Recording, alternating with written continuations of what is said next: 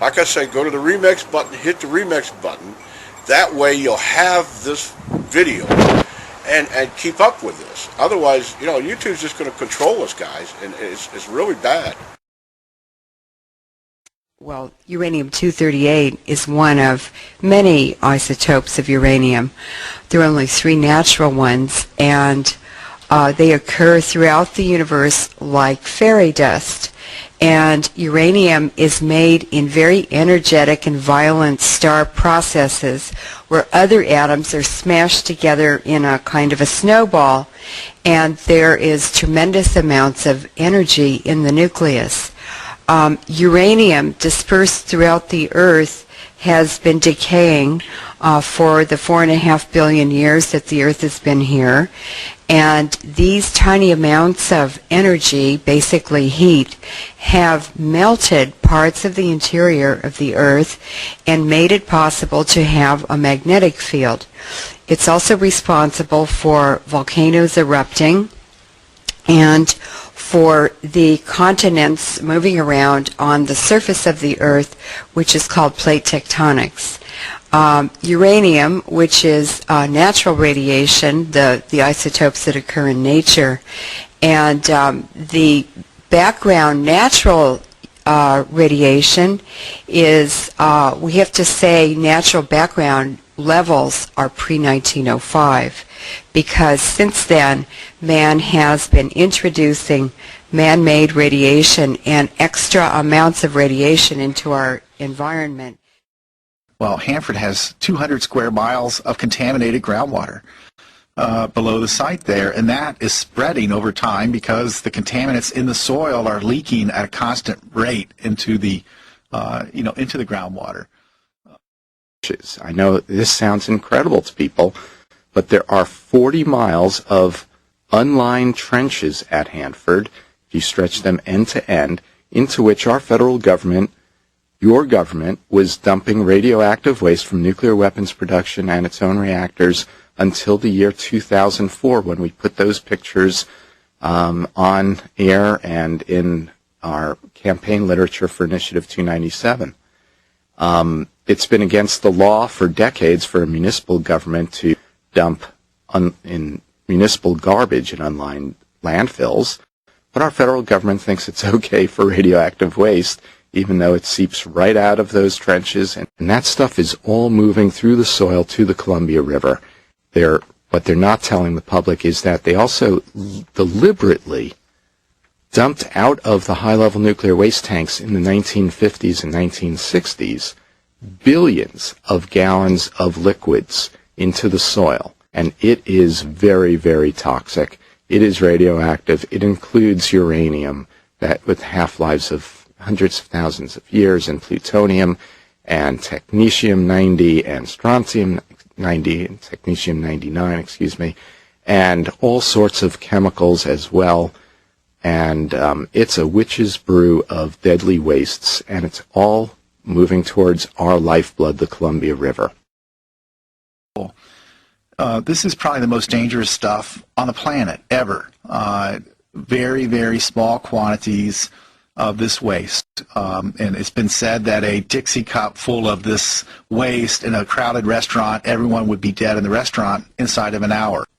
Even the amount that would fit on the leg of a fruit fly is considered a problem dose, and that's happened at Hanford. Fruit flies have landed on contaminated materials and then flown off to go to the lunchroom and deposit contamination on food and on tables and whatnot, and they've had to evacuate a 20-acre area at the Hanford site because of hot fruit flies and wasps.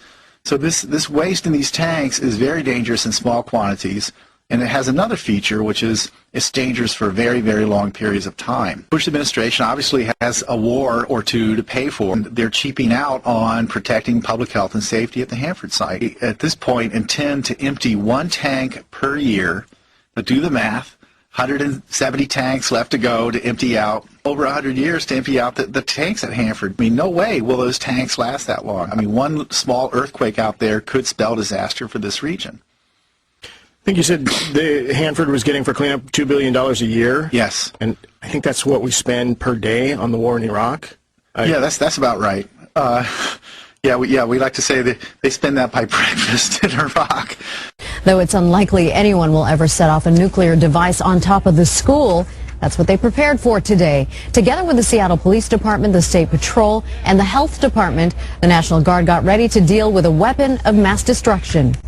It's a simulated exercise that we had an explosion on the top of the community college with a radiation component to it. So our team is called in to assist in identifying the radiation source, the isotopes.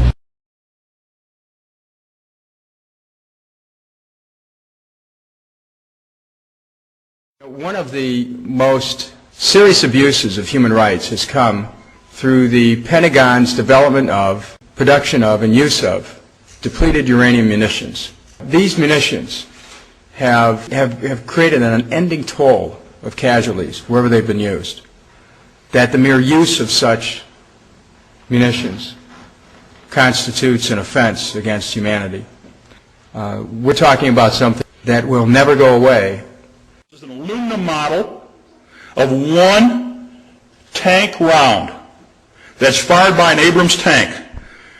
This is aluminum. If this was actual, this thing would be over 10 pounds of solid uranium. We know contaminated with plutonium, neptunium, and americium. You fire one of these rounds, 40% breaks up into dust and oxides that be inhaled, ingested, absorbed, contaminate air, water, and soil. The United States Army Environmental Policy Institute, which is co-located here, confirmed that in their 1995 report. They stated, quote, "There is no way to reduce the toxicity of uranium munitions." And they ignore it and continue today. First of all, I'd like to mention that DU, depleted uranium, had a prior name, and it was DOLRAM. All the military manuals refer to it as DOLRAM, D-U-L-L-R-A-M, which is depleted uranium, low-level radioactive material. Well, they so eloquently remove the LLRAM and just call it depleted uranium now, and remove the low-level radiation part of it, minutely enough. I don't know how they got to go hide that part. I don't know where the science was that allowed them to take those last four parts of the acronym off. Because we know that the blood donor system has been contaminated. We know that the organ donor system is contaminated. If you have a returning soldier coming from this battlefield, and what they like to do in the military is they like to do command-directed blood donors. The whole commander will say, everybody go down to Red Cross today, go to the gym, give them some blood, and you can have the rest of the day off. All right, we get the day off. Soldier loves a day off. So he goes down and gives up the blood, but the blood is contaminated, you know, and then the blood goes into the blood donor system. And then you want to get a kidney from a healthy little 21-year-old who just returned from the combat field, but the kidney is the most exposed organ to these heavy metals because the fluids are pushing them through to excrete and like that, and they just rip through these organs. This is going to be around long after even the human experience. They had no idea that these particles were so small that they were going through their filters. They were breathing them and they were ingesting them, and these soldiers have, you know, alpha-emitting particles lodged in their lungs and all over their body, and you know, the qualitative result or the end result is that they've had children that were born with deformities, incredible deformities. Some people have described it that we will be at war with Iraq till the end of Earth because we cannot turn off the weapons that we used against Iraq. This is the time test. You have to be able to stop the weapons at the end of the war. Depleted uranium has a half-life of 4.5 million years, so we are at war with Iraq for the end of time. So I want you to remember something. If you don't remember anything else tonight, there is no safe level of radiation, period.